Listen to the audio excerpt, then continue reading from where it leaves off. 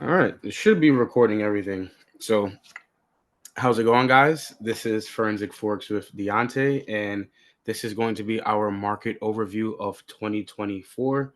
Congratulations on making it this far. I know we've seen so many things happen in the market this year, from interest rates changing, getting cut, increasing, new presidency in the United States, you know, world crises. I really do appreciate all the support. And I truly do believe in each and one of you guys. So let's get right into it. So we're going to be talking about a few things.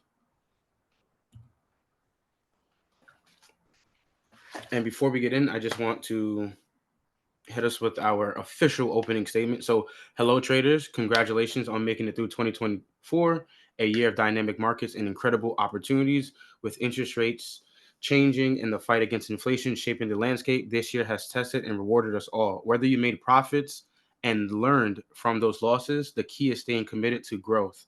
This year reminded us that simplicity drives efficiency. Doing less often leads to finding your flow. Let's take the lessons learned in 2024 and turn them into a foundation for even greater success ahead. So, today's agenda, I'm going to be doing a summary of the FX market mainly because that is where I am focused on foreign markets, fiat currency. I don't trade futures. I do not trade commodities. I do not do stock options or those things publicly to the nature. Then we're going to be talking about predicting the future or predicting the market. Is it possible? Trading essentials, some skill set building, and 2025's forecast. We're going to keep the forecast very minimal because markets can change. Dynamics are very interesting. So let's keep moving on.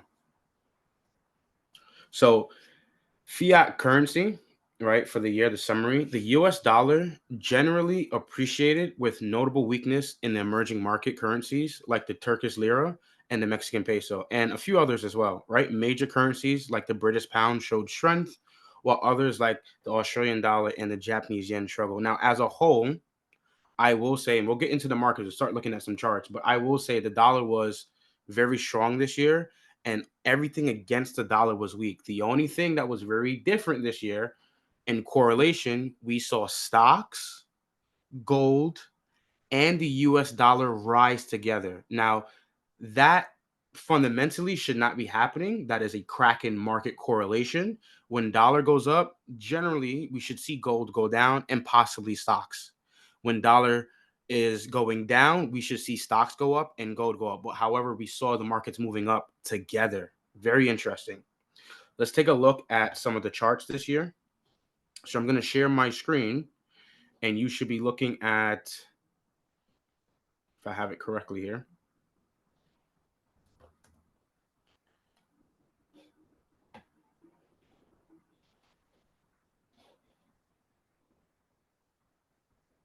Yeah, you can record the meeting, my friend, for sure.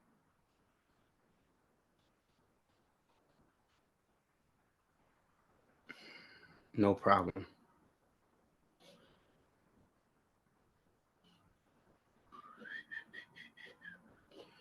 All right, you guys should be seeing my chart now. I'm going to head over to the DXY.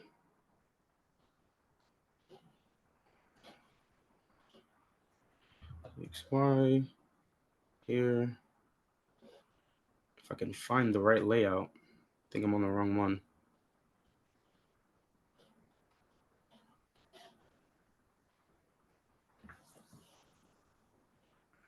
And don't worry if you're late. It's going to be posted on YouTube. It's going to be timestamped so you guys can skip around the video as much as you can.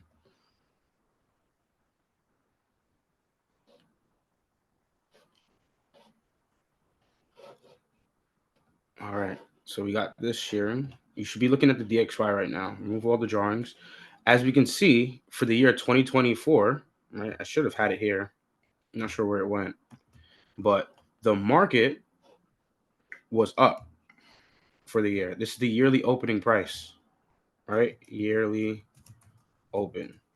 And anything below this price point is going to be a premium or a discount.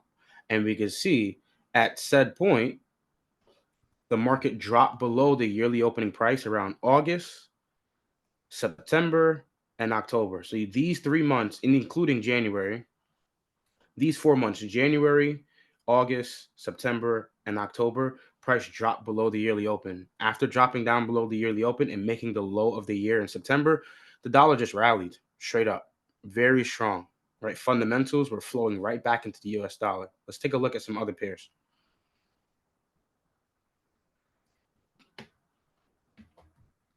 We got gold.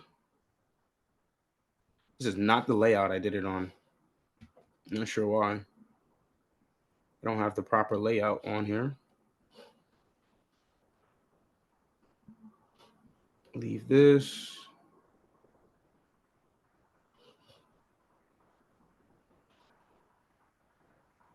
This is the layout. Yes, there we go.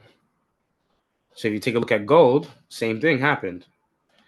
It dropped below the yearly open and then it rallied up. Don't mind this here, but we can see at some point at this year, it dropped down here in February, made the low of the year in February, and rallied up with the dollar as well. Now, while this was going up, the dollar was going down, but we saw in recent terms, the dollar and gold rallied together. Very interesting stuff. Continue. We had UJ. So since dollar was strong and yen was weak, you see the same thing for the year. This is the entire 12 months of UJ. Each chart that we're looking at is each month individually, January to December, and the pathway the market went. It's crazy when you start to see that, like, wow, an entire year just went by, and this is the data that was, projected to traders. The yen, right? This is yen futures. Yen depreciated greatly. Look at how it went above the yearly open, and then it sold off again. Right? It starts trending in one direction, changes trend, and continues that trend again. Markets are not always going to trend forever. U.S. oil was pretty flat.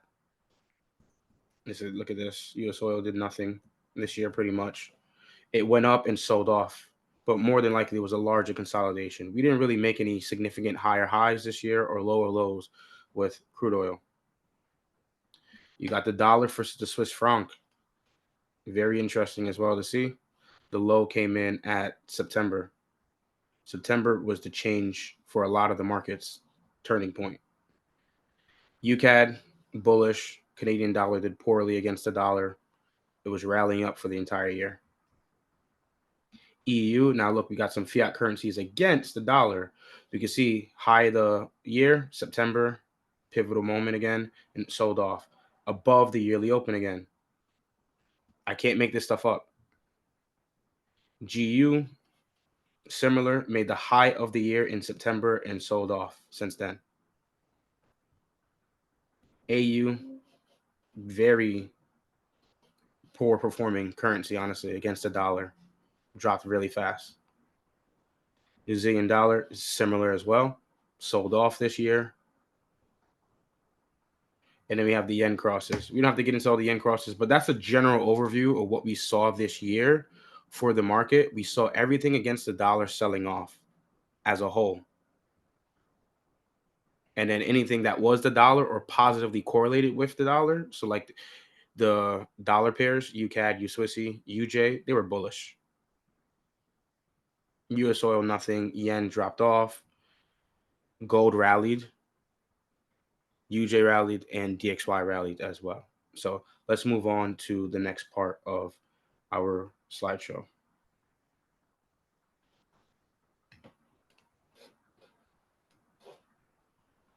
Should be able to share my entire screen instead. That'll be better. There we go. I like that.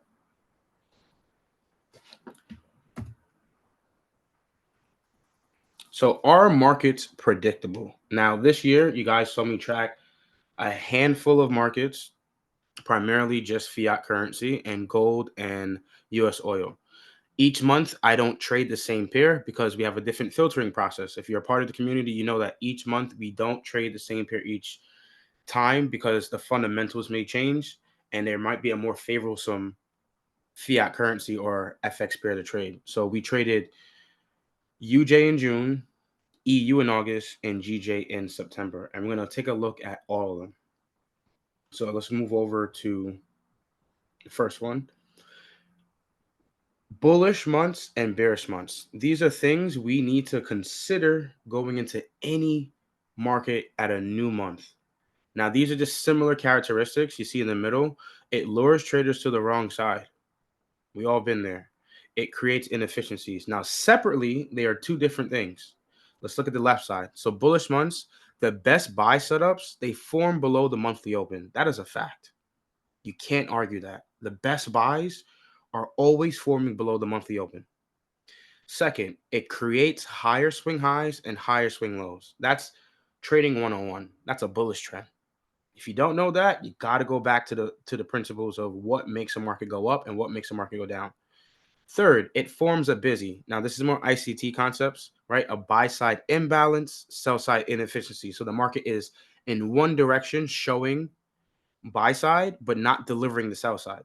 So there is a inefficiency in the market in one direction.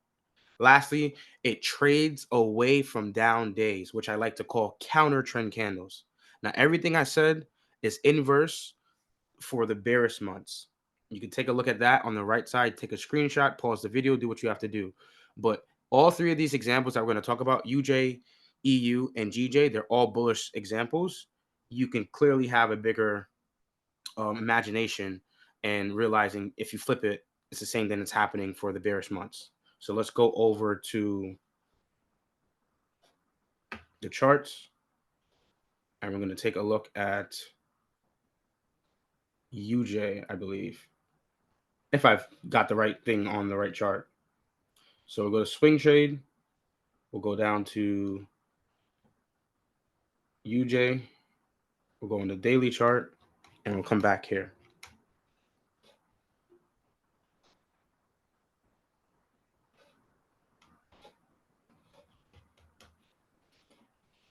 And I love to depict the market this way because it's very easy and digestible for new learners and even those that have experience in the market. When you see this, it kind of like, it's very refreshing. So as we can see, this is UJ for the month of June. Let's look at some characteristics as the market was progressing higher. So we can see, first things first, we got higher swing highs and higher swing lows. Where do we see that? We see that here, right? Price breaks that idea of selling off. That's a swing low. This is a swing low. It's higher. Again, let's keep going. That's a higher swing low. Again, do we have another higher swing low that forms?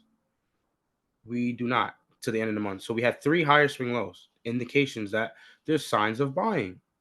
On the flip side, do we get higher swing highs going into this month? Well, we have a swing high here. We failed to break that swing high at said point here. There's another swing high there. Then all of a sudden, the market starts making higher swing highs. We have one here as well. Another one here. And potentially, if we go forward one more candle, I guess not these are equal highs. But all in all, the trend was bullish. Now let's take another step further. What is the market doing with those down days? Is it selling or is it not respecting it? It's not respecting it. If you put an arrow above all those down days, again, not every single one will provide a buying context, but just mark it off just so we can see it. After these down days, they were huge rallying points. These are opportunities where traders should be looking to go long if their narrative is coming into the market being bullish. Another characteristic that we can see, the market drops below June's opening price. It pulls traders to the wrong side at some point, whether that's the first week of the market of the month or the second week of the month. At said point, it pulls traders down below June's opening price and finishes above June's opening price. So it opened here, dropped down, and then made a rally back up, made a high, fell off from the high, and then closed. Got an open, low, range expansion, high, and then a close. That is how the markets work on a consistent basis. For a bullish month, you're always going to see it seem just like this. Now, all the characteristics I just explained to you, it doesn't take a rocket scientist to understand what we're talking about here. Right? A simple trading approach to a bullish month is exactly how I characterized it here. And in a whole, this is what it looks like. Now, I was able to take a trade on this day for UJ, or for this month for UJ. And what that looked like, it looked like this.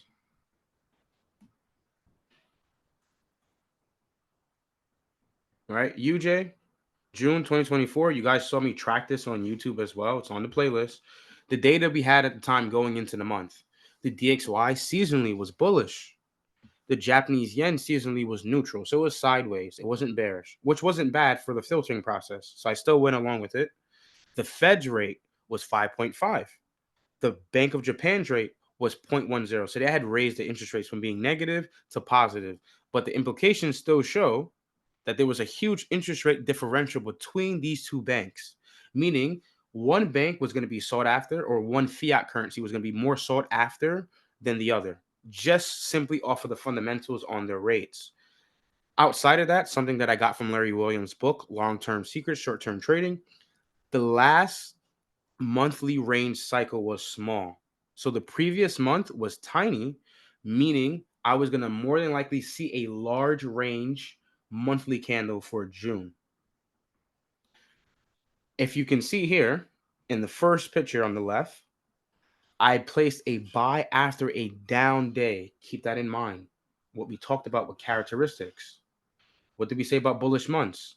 Trades away from down days. And as you can see, that entry idea that I'm using here on that day, I'm looking to go long after that close of that candle with a buy limit order. So I'm buying on either weakness. I want the market to go down and trigger my order. And then I'm projecting higher. Now, if we take a look at the next couple of trades, you're going to see the same thing is happening. So the next one is EU, and it's the month of August. So August 2024, right? The data set that we had, the European Central Bank seasonally was bearish. The DXY was bullish.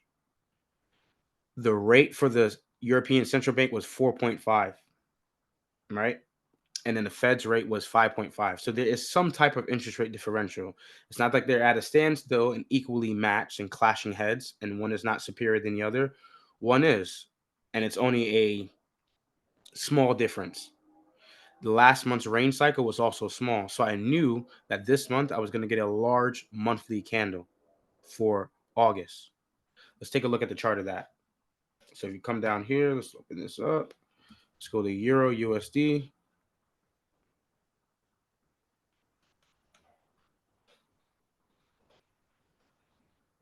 Whoops.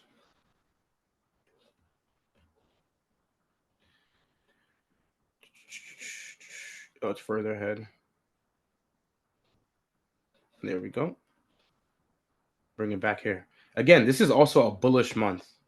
Besides the data saying seasonally the dollar was bullish and euro was bearish, we still got a bullish EU. And if you go back to the daily updates, and I'll link this at the end, I'll link everything in the bio, anything that you need that we're talking about, like how in the world did Deontay catch this trade? What was his thought process? I will leave the link so you can go back and review and hear the things I was talking about. Oh, I was seeing the dollar go up higher, but then I also saw, inversely correlated pairs fail to make a lower low, right? There's some type of SMT. And I saw, okay, maybe euro is going to break the seasonal tendency and not follow a bearish trend. But that's neither here or there. You could go back and follow those links. We can see, look at how the market provides that same context or characteristics to a bullish month. At some point, it drops below the monthly opening price. It pulls the traders on the wrong side. And if you look, all those down days, there's signs to show higher price action, respects to trade higher. You can see the very first day was down. What happens on the 2nd of August? A large candle to the upside catches traders off guard. A lot of traders aren't naturally looking at the market the way we look at it. No indicators on the chart. And we'll get into that. Another down day. We have a series of down days as well, right? We have about what? 1, 2, 3, 4. 4 days down. Each day is essentially a new buying opportunity. Yes, hindsight is being shown here. Again, we already did this. We already took a long trade on it. We talked about this during August. We're just going back and highlighting the months where the swing trades were just absolutely phenomenal and the speculation was great. Not to say I'm perfect, but the speculation in August was fantastic. You got these down days. In these down days, the commercials are repositioning themselves to go long. That's just the way I like to think about it personally. If the market is going to go up, I definitely want to buy after down days. Now, not everyone was called for a buy, but we can see the success rate of buying after a down day was pretty high, honestly. Could you not agree? Absolutely. I don't think that's debatable here. There were a series of down days, and this is just a reaccumulation. Market looks like a bull flag here, retail bull flag pattern, and actually supported here. But in these small ranges, this is where the commercials are repositioning, going long, going long, going long. We're not even marking off PD arrays here because I don't have the time to go over PD arrays. Go back and watch those daily updates. You'll see we have all that on the chart. But they're reaccumulating those longs. And then what happens after the small, boring range? It's very boring here. Very boring to traders. After this small, boring range, what happens? Excitement. Large candles start playing again. Large daily candles start to print. Large weekly candles start to print. So you start to see it ain't the indicators. It's not those indicators that everybody, oh, the RSI, the moving averages, the Ikomoku cloud, the volume, the whatever they use, because I don't even know indicators like that. Whatever they use, it's not it. The trend lines, the phantom trend, that's not it. Because if indicators was the leading cause of what makes market goes up and down, I think everybody would be successful. And you'll see the stats on retail traders later in this presentation where retail traders are doing poorly. They're performing very bad. A lot of retail traders are not successful. We can also see there's higher swing highs and higher swing lows. So we have a swing low here. And this is just observations, right? Any trader can come here and go back and study the market. Just observations. There's two higher swing lows here. Then we get into those swing highs, right? We have a swing high that forms here. We have a swing high that forms here. We have another one that forms here. And another one that forms here. You can see that's clearly bullish momentum. Structure being respected. Price action moving higher. You can't be fearful, though. Once you figure out the trend, you need to trade with the trend. Let's move on to the next example. And you can see on the right, we took that trade again after a down close. I didn't have the parameters set up or shown on the left side of the picture, but you can see again, I'm showing traders you need to buy after a down day. You need to understand what the trend is doing.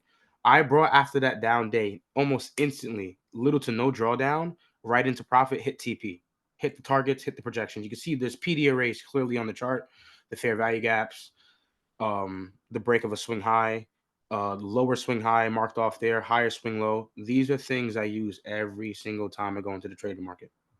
Next one we have here, the last one, GJ. GJ was phenomenal. September 2024, the Bank of England seasonally was bearish. Not the Bank of England. I don't know why I have Bank of England. The British pound was seasonally bearish. The Japanese yen was seasonally bearish. The DXY was bullish. The Bank of England Fed rate was 5. The BOJ was 0.25, so they increased their interest rates again.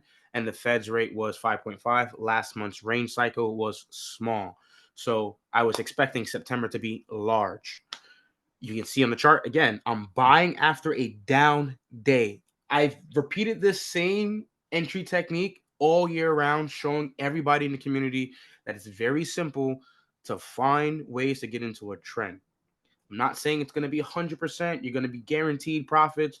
I will never tell you that. But these are methods I've seen tested, trial and true, seen time and time again to find ways to catch trending markets. A down day. I'm using a buy limit order or a buy stop order. I know in this particular example, I remember this. I didn't go in with the buy limit order. I was mainly going in with the buy stop order. I was trying to buy on strength because I was uncertain with my intermarket analysis and what the Japanese yen was doing and what the other fiat currencies were doing as well. We went long and we held it all the way up to a swing high, projected back up to September's opening price. So I was buying below September's opening price. Let's go to the chart to check that out. PJPY.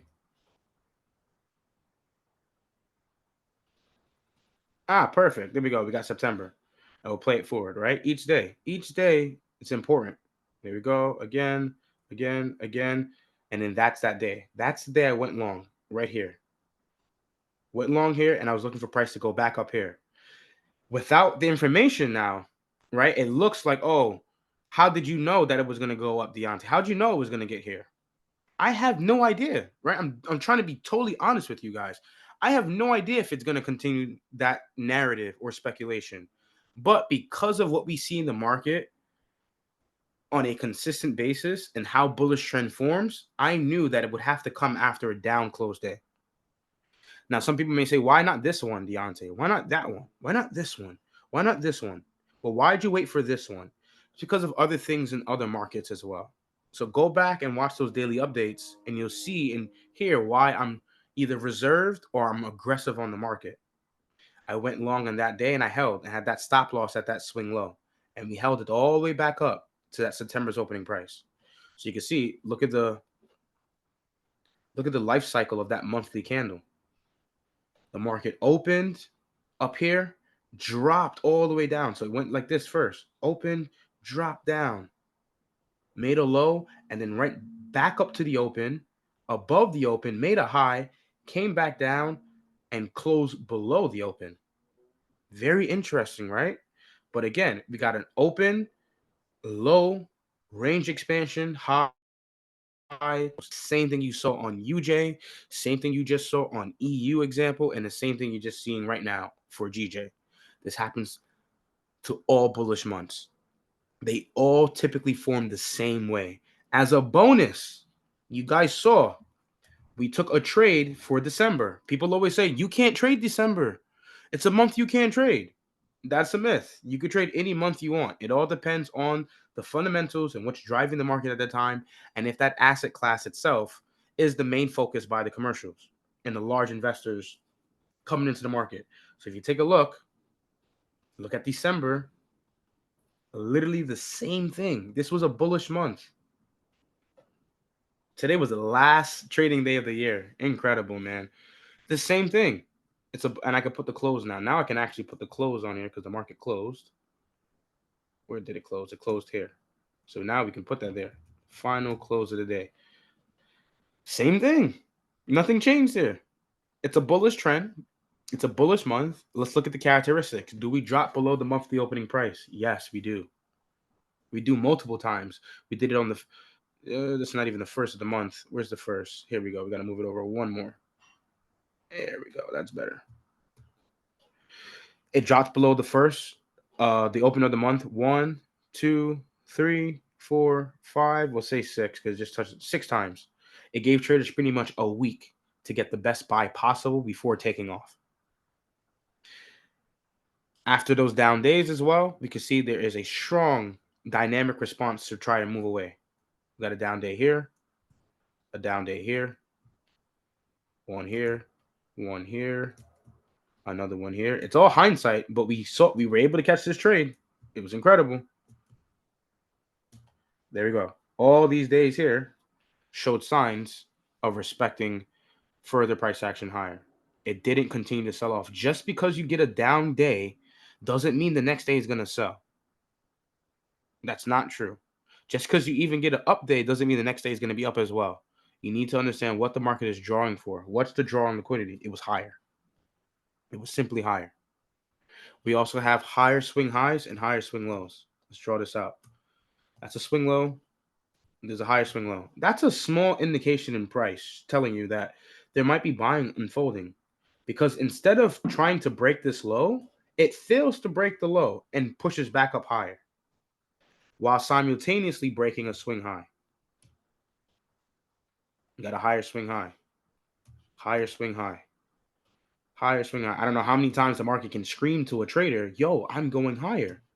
But again, if you don't understand the market, ignorant If you're ignorant to what's happening, you won't be able to catch these market trends. This is why we try to inform traders as much as possible here, right? We don't want no one to be ignorant. We don't want anybody to not be coherent to what the market is doing. It keeps creating higher swing highs and higher swing lows. And this right here could potentially be a higher swing low. Who knows? If going into January, anticipation, right? Next candle opens and it continues to push up and respects this low here and continues trading higher. We saw the same thing happen to DXY this month as well. Very simple. This is a bullish month. This is the opening price of the month. I don't know why traders don't. I don't know why not enough people in the community talk about this, but hey, I guess people try to sell you on certain models and get rich schemes and stuff like that. When sticking to the fundamentals is really what's going to help you. December's open. Look at that. It dropped below the opening price at some point. Here at the open, here and here. 3 days. It gave traders 3 opportunities to get a discounted buy before the run up. And where does the big major turning point happen? It happens after a down day. It's not rocket scientists. Rocket scientists. It's not rocket science. It's the same thing. Over and over and over again. I tried to show people you don't have to do too much to catch these trends. All you have to do is wait for certain signals, take the shot, risk properly, and hold. Might be a little biased because I'm a swing trader, because I personally enjoy swing trading, because that's where I think a lot of the wealth is being made. Short-term trading, a lot of people have difficulties because it's intense, it's short. They're trying to catch a day trade, trying to catch a trade within a couple of hours. 4 or 5 hours of kill zone. They're trying to trade, trying to make money. It can be stressful. I love swing trading because it takes the stress off. I have a lot more time to reanalyze the market and pace myself. Let's move on.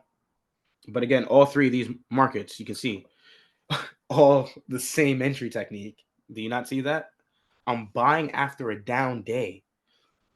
There's other examples I've taken this year. I'm just showing these three right now, but it's always the same way. I'm buying after a down day. I'm waiting for the market to show me signs that there is bullish momentum. And on top of that, we have our intermarket analysis. Yes, we were looking at inversely correlated pairs. We were looking at directly correlated pairs at the same time. We're keeping the charts very clean. We don't have thousands of PD arrays on the chart. We have simple levels. We have our look back data range, IPDA, 20, 40, 60 highs and lows, and then that 20-day cast forward. Every 20 days, the market does what? It is looking for a new liquidity pool, or it's going to start a new trend.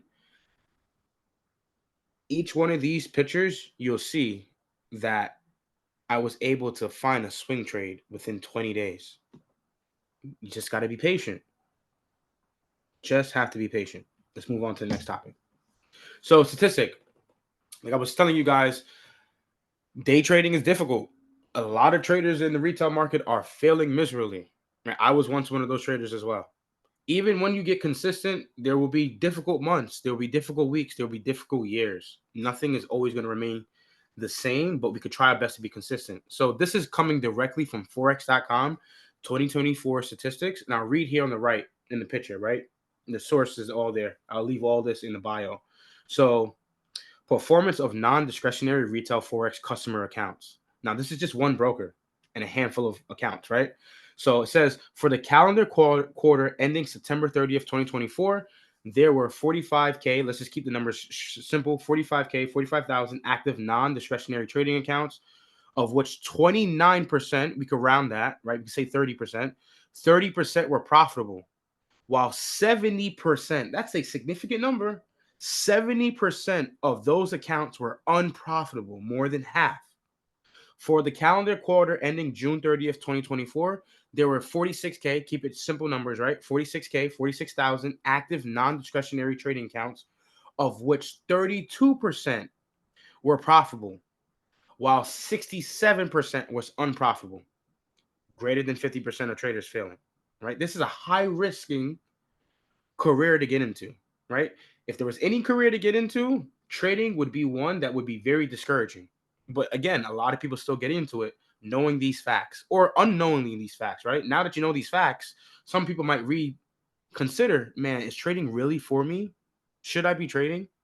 And sometimes it's not. I had a lot of buddies over the years get into trading or even introduce me to trading years ago when I was in college, and they're not trading to this day. But I'm still trading because I found something that worked for me. They found that it didn't work for them, so they put their money elsewhere, invest into something else, right? Let's continue. For the calendar quarter ending in March 31st, 2024, there were 45, what was that, 45 or 46? Can't see. 46K active non-discretionary trading accounts, which 30% were profitable. Getting better. Wow. While 69%, let's round, 70% were unprofitable. Again, more than half. And at the end of the year, oh, this was 2023's data though. You can see 2023 for the calendar quarter in December 31st, 2023, there were around 40,000 active discretionary trading accounts, and 32% were profitable, while 67% were unprofitable. So again, there is risk here. Not everything is going to be 100% guaranteed. Where is chat? There we go. Not everything's going to be 100% guaranteed. So, in context of the data, it has been observed that a significant majority, ranging from 65% to 90% of retail traders, demonstrate inability to achieve profitability in their trading activity. And these are people that trade for years. A lot of people have not been profitable for years, 5 years, 10 years, 20 years, depleting savings, depleting all their hard earned money and labor that they put into funding these accounts. Right. So, reconsider what you're doing. Time is valuable. We have a finite amount of time on this planet. Your impact is needed, right? Your impact is needed to shape the world into a better future, whether that's for your family, whether that's for your community, your town, your village, etc., for your country. You don't have a lot of time. So the sooner you come to the realization that you need to find a strategy that works and you need to get out of that percentage of 65 to 90% of traders that are unprofitable, the better. So with that being said, let's move on. Again, why do so many retail traders fail? Common answers, right? We talked about this last year in the recap, right? There's no prerequisites. You don't need a degree to trade. Anybody can open up open up an account with a brokerage and start trading the market ASAP, right? It's very accessible to a lot of people in 2024. Going into 2025, there's probably even more accessibility around the world globally. Secondly, poor psychological discipline, right? We're human beings, no matter who you are, male, female, etc. Right? We know the demographics of trading typically is more males than females, right? And as males, people can be super macho, whatever you want to say. You say, "Oh, men don't cry, men are not emotional."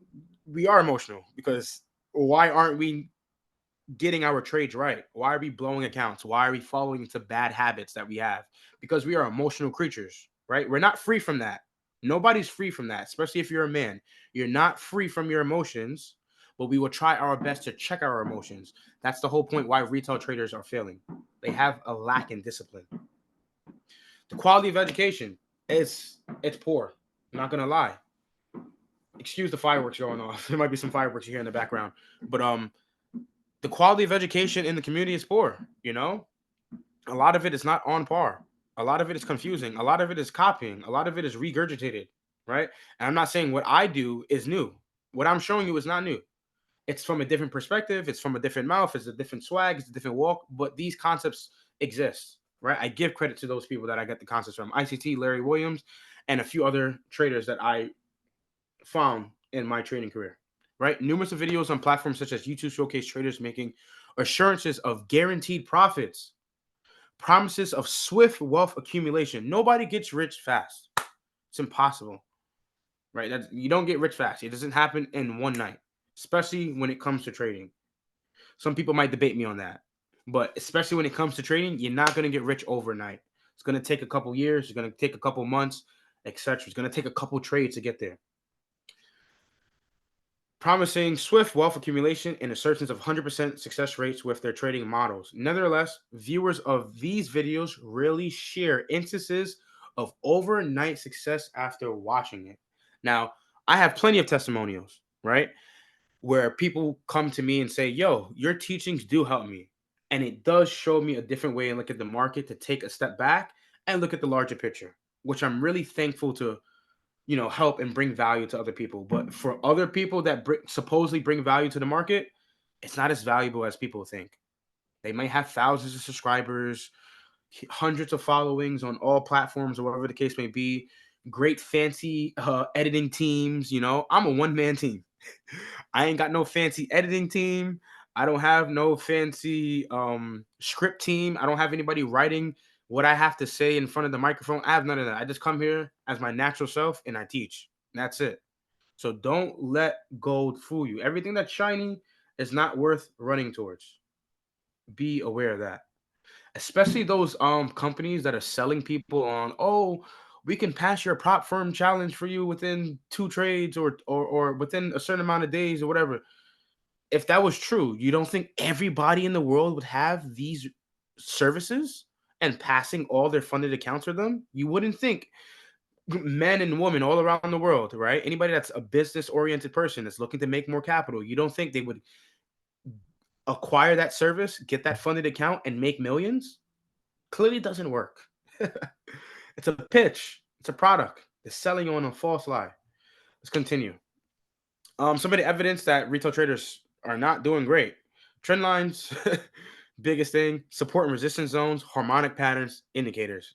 Garbage, garbage, garbage, garbage. If this was going to work for everybody, bro, everybody would be profitable by now. Stop. Right? Get to the root cause of it.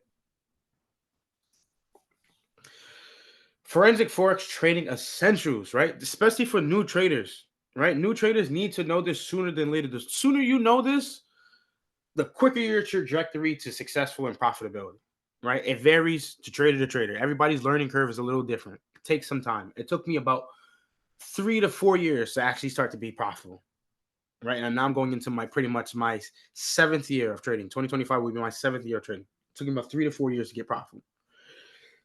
Number one, interest rates are the primary driver to fiat market or fiat currency. That is no debate. You can't debate me on that. That is the pinnacle of drivers to why currencies go up and down. It's because of the central bank's current interest rate. Now, there's other factors that go into other fiat currencies, right? But when I talk about currencies, I'm talking about the major ones, right? We're talking about British pound, euro. We're talking about Australian dollar, DXY, Canadian dollar, Japanese yen, maybe even Chinese yuan, New Zealand dollar, Swiss franc. We're talking about those major currencies around the world. I'm not talking about pesos. I'm not talking about Thailand dollars. We're talking about the major currencies around the world. Primary driver, interest rates. The rates go up, the yield goes up. Investors want that currency. The rates go down, the yields go down. Investors do not want that currency. They're looking for something else. That's why the Bank of Japan is in a tough predicament. That's why the Japanese yen is one of the world's most poor performing currencies in the world right now. There's others that are up there as well, but one of the ones that are was once known as the reserve currency, Japanese yen has fell far from the throne. Has far fallen far, far, far, far from the throne. Continuing. Trading the same models is better than having several different models. This is a fact. I don't care what anybody tells me. This is a fact.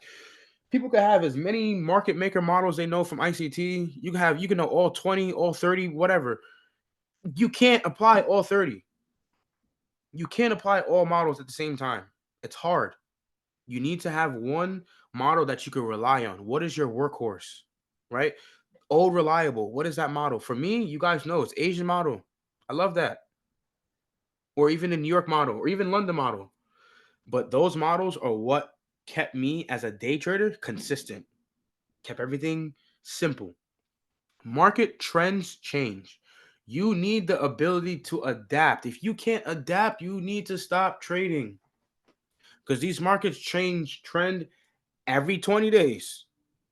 And sometimes within that, you'll have accumulation, reaccumulation, offset distribution. You have a lot of things that are thrown at the at traders that will cause you to be like, I don't know what I'm doing, and the market just doesn't have any direction.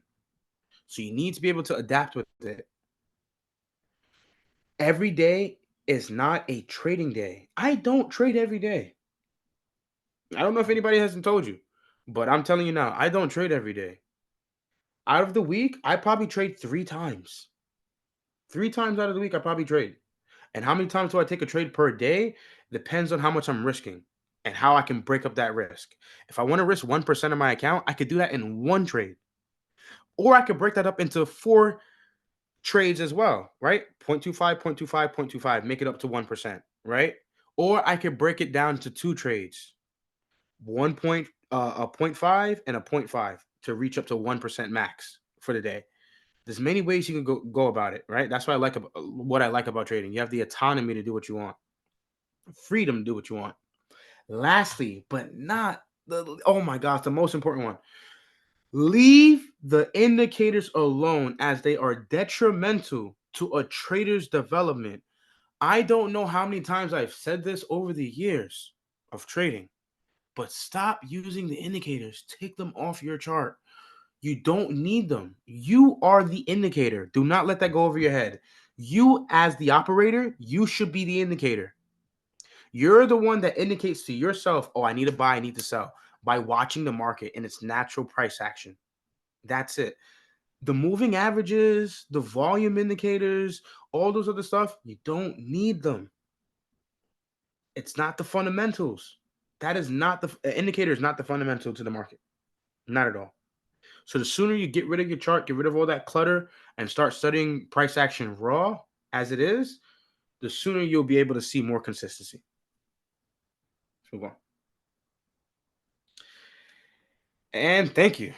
That is the end, right? Not too long, because sometimes I could go on a tangent and rant because I really love this. I'm very passionate about it, and I really want to see other people succeed. Thank you for all your support. Thank you for all the testimonials. Thank you for anything that you've provided in my community, whether that's on Telegram, whether that's on Discord. Working on the Discord, though, it's hard to have multiple platforms. Again, I'm a one-man team. I don't have a team behind me. I don't have 5 other guys or 5 other gals that are helping run messages and stuff like that. Everything I post, everything I make, the thumbnails, it's all me, all in-house. Nothing's out-house. Nothing's outsourced. Except for my intros. I outsource that. Um, Everything else is in-house. So bear with me. I'm only human.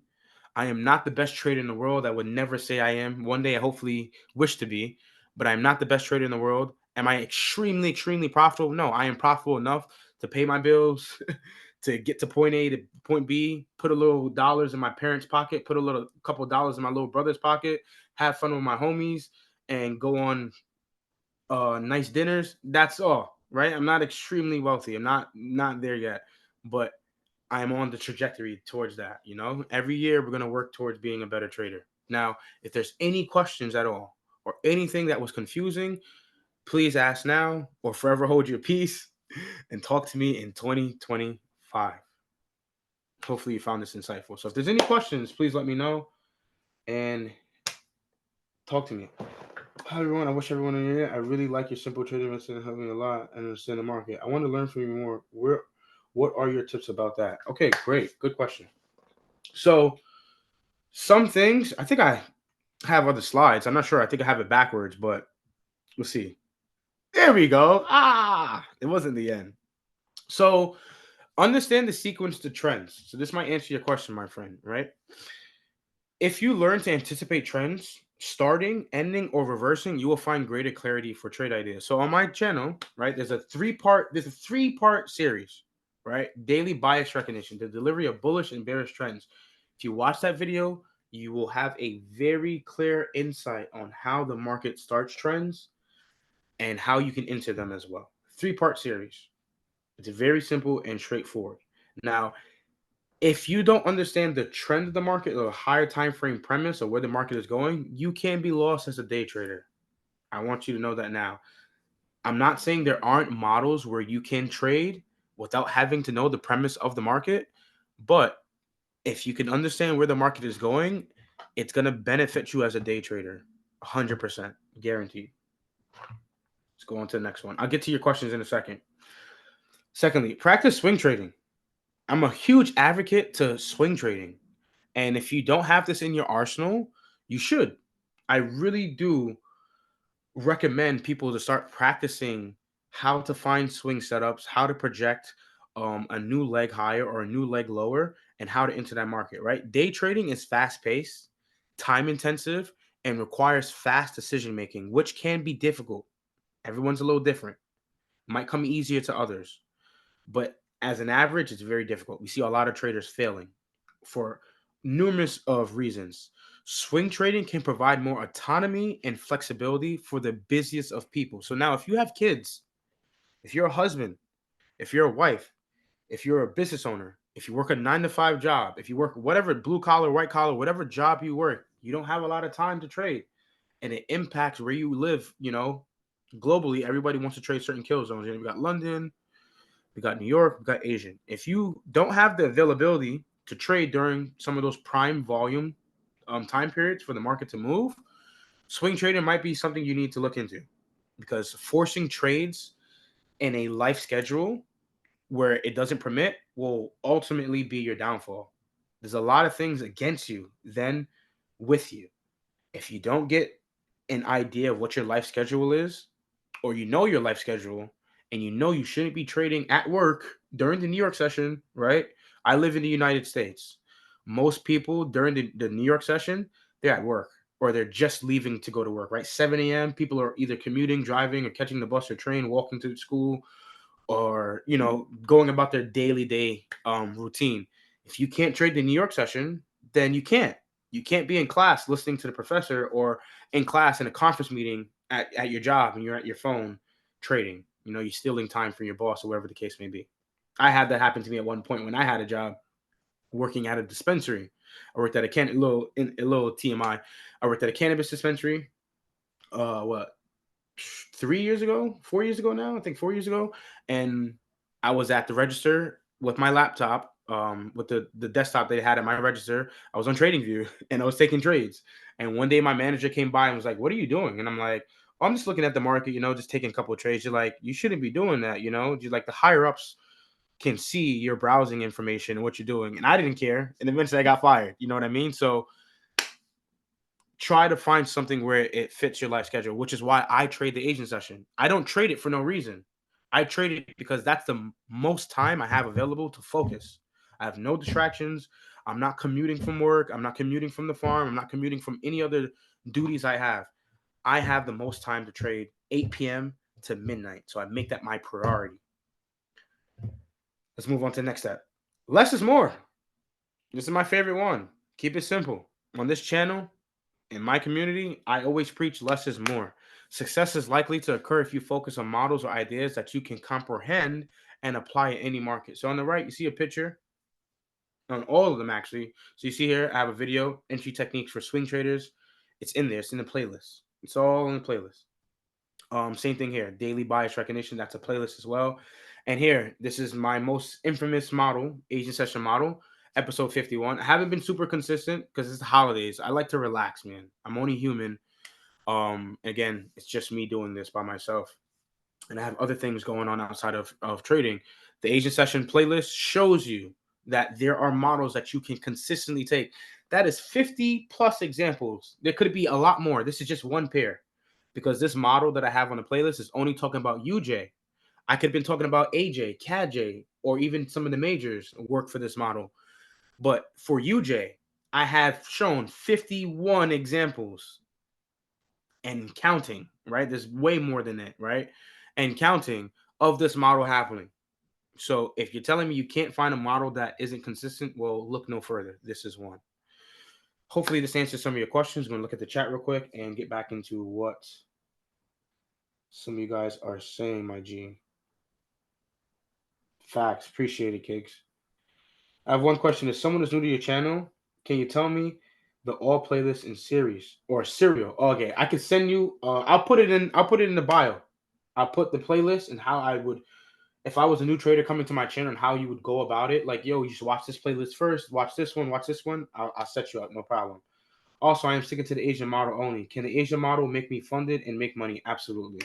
Now, again, results do vary. I can't guarantee success. I can never. I would. You would never hear me say, "Yo, this model is 100% guaranteed." The model is anywhere from 60 to 75% consistent.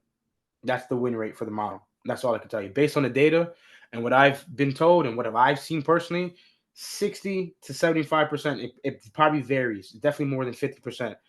The model is definitely there. It doesn't matter how high the win rate is. It depends on how much you risk. Now, you can have a model that's 50-50. Every time you take this trade, it's a 50% chance that this model is guaranteeing you a win or a loss.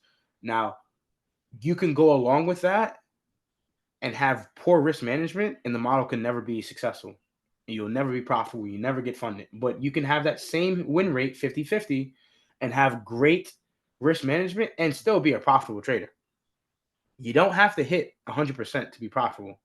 You don't even have to hit more than 70-80% to be profitable. You just need to know how to manage those losses and manage those wins. Let's keep going. Another question. Am I only using the first fair value gap or the model is valid? No, you're not using the first fair value gap. So I had optimized the entry idea. So I'll actually show you guys here. Because this is a question a lot. I get this question a lot. Come down here. Let's go to a new tab. We're gonna go YouTube. We're gonna go forensic Forex, of course. I'm gonna go straight to my channel. Hopefully it does that. It should. Nope. Okay.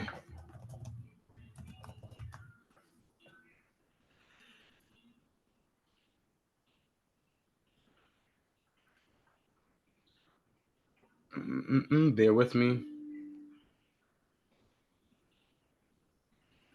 Look at this. Look at the scams. Look at the scams. Look at the scams.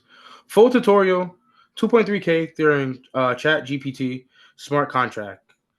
Like how I made 56 ETH using an AI bot, bro. If that was the case, everybody would have these products and be making millions right now. Everybody. Don't fall for the scams, bro. Do not fall for the scams. Manage your account. Do it yourself. All right, playlist. Asian model here. View play. Just view it. So when you look at this playlist, episode 1 all the way down to I think episode 11 or 12 is using the old entry technique. Find the first fair value gap and then go long. The new entry technique after episode 11 or 12, you're finding the fair value gap that has the swing point in it. My man, just take a look at the playlist, watch each example, you'll see the new entry idea. Hopefully you find that. And you ask, do I take 1%? Yeah, take 1%. If you don't have a large account, there should be no reason why people are taking more than 2 to 3% per trade. Take 1% or less and compound it slowly. Great question. Got a swing trading question. So someone said, a simple question. During swing trading, how much do you risk for each deal or each trade? I think that 2% is appropriate to compare to time and waiting. What do you think from your experience? Do you recommend that I combine two types in the same account? For example, swing trading and daily trading in the same account? Or better yet, each type in a separate account? I apologize for the long question. Thank you. Yo, your question there's a great question, phenomenal question. So 2%, great. That's my baseline. Swing trading 2%, I'm done. Anything more than 2%, you're risking a lot because now if you lose this trade, you're risking 3%, 4% on this swing trade, man, you're in a deficit, right? So cap yourself. 2% is perfect. So I agree with that, my man. Perfect. Combining day trading and swing trading models within the same account or same equity isn't bad. I would prefer separate accounts. So I do have a swing trade account and I do have a day trade account. So you want to be able to manage those risks. So you have different portfolios or different accounts. Keep it separate. I think it's in a personal preference. I think it's easy to keep them separate so you're able to manage that risk well. And what else? Did I answer everything? Yeah, I answered both your questions. Hopefully you found that insightful.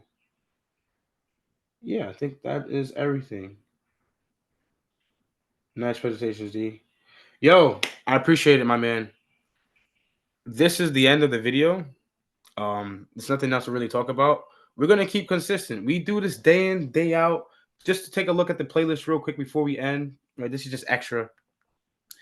Non-farm payroll, right? We had a series of that.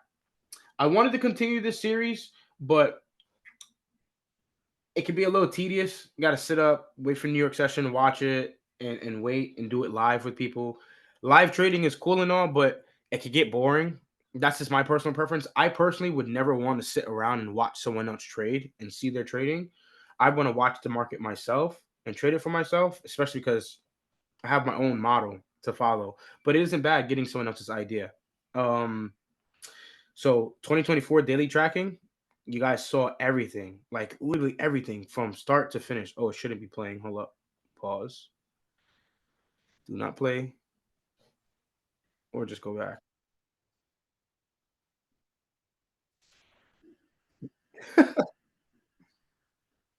Zip it. Zip it, zip it, zip it. But yeah, we have a bunch of playlists on the channel. And if you go through it, I talk about entry techniques, how to get into the market long, what ideas you should be looking for as a whole, thinking about larger picture ideas. I really do think looking at the daily, weekly, and monthly will always be your best friend. If anybody tells you looking at the monthly chart is a waste of time, you need to unfollow them, block them, whatever you got to do. Get far away from that trader because they don't know what they're talking about. Again, simple entry techniques, premium versus discount, Sunday's opening price, which is what I was showing you here with the monthly opening price. Entry techniques for swing traders. Monthly characteristics, we just went over that in the slide. High probability buy conditions, turning points, the daily draw, New York model, high odd reversals, outside bar by Larry Williams, if the look back data range. We have it all here. We have everything that you probably would need to be successful. Anything else is just extra or the icing and cherry on top. We have the if the look back data range library. We have the tracking, the daily tracking of gold, everything you could think of, bro. It's in the playlist. I love you guys. I appreciate you guys. Stay consistent. What else can I say, man? Peace.